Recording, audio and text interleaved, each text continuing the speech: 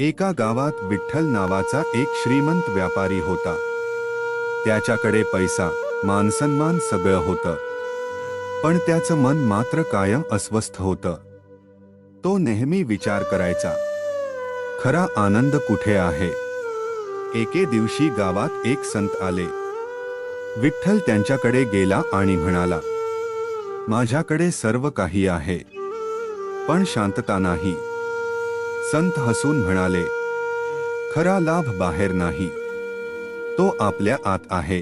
नामस्मरण कर, इतरांना मदत कर आणि स्वार्थ कमी कर. विठ्ठलने बदल सुरू केला.